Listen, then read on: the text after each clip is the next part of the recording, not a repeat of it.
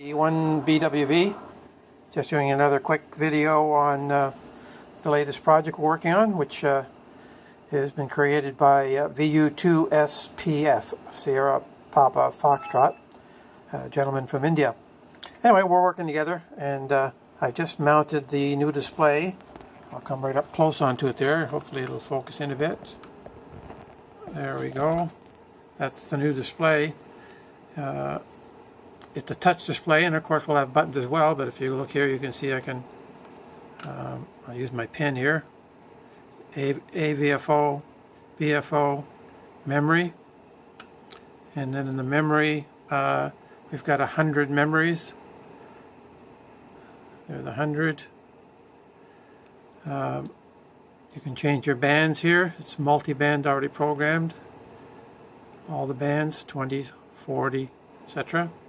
Your frequency step, just doing touch here. Upper lower sideband. Okay. Take things from the VFO to put it to memory, to take things from memory and put it to the VFO. These are future reference, and this is for saving the EEPROMs. So if I was looking at say channel, let me look here, go this way, right there. If you notice down here you got the memory, here's what active, then you get the AVFO, that's the contents, then you get the BVFO, which is the contents, and you'll see that if I cycle through it, they'll appear on the top here. So I'll put this back to memory, and right now memory on memory channel 2 is 255, and is showing the contents of the previous VFOs. So basically that's it. I just tuned it there, and you can tune the frequency by rotary encoder, which we have. Oops, losing focus here again. Come on. Sorry for the jumping around here. I'll get a little closer. See if it'll zero in. There you go. I mentioned the band. These are future use, F1, 2, 3, and 4. S meter on the left here. Right here. What else? Completely tunable BFO. Watch, I'll just hit it here. I can go up, I can hold it, and I can go down. So it's completely live tunable. And what else here? Oh yes, if you want to just go up or down frequency by 10 kilohertz, because that's a step right now, you just hit the left hand side, or if you want to go up, hit the right hand side. It'd be better if I wasn't in the way there. It's very responsive. This is a 2.8-inch display, and I just mounted it into a case I've been working on. Just the on and off. Things for the digi modes, push to talk. I've got some buttons here I want to add. It has complete touch buttons for all the functions, but we're looking at adding basically all the buttons as an option. The physical buttons you'll be able to add as well. So you'll have touch if you wish, and you'll also have the opportunity just to add buttons. Volume control over here, RF gain control here, the rotary encoder here. I'll just zoom in a bit again. You can see me tuning it, and it's tuning at a 10 kilohertz rate. Yeah, the band's really dead now. It's only about 3:45 in the afternoon, so won't be able to hear anything, but hopefully we'll hear something later. Quick overview of the case right now. Start at the back. A honkin' heatsink here with a fan blowing through it. I can run 9 or 10 watts, whatever, easily, and run JT65 on it, for example. And you can't even tell that it's been turned on. You can run it for hours, doing JT65. Some capacitors. I think it's about 45,000. A little filter I added to cut all the noise out. This first regulator you see here, it's a 5-volt regulator, adjustable, and with again the filter system that I added to cut out any of the hash that the fan would generate. And then I also feed that over to its power over here to the Atmega, which is located right behind the display.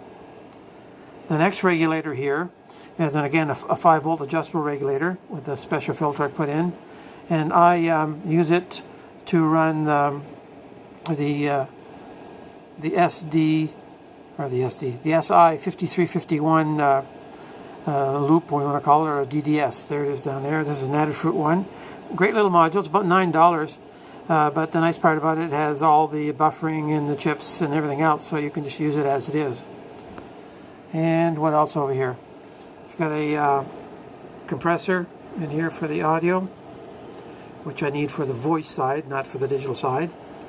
I have a relay here, which is just the push to talk, and basically it eliminates the thump. And then right below it here, let me see, right there, you can hardly see it, a few components to take out the chunking sound and that sort of stuff when you do push to talk.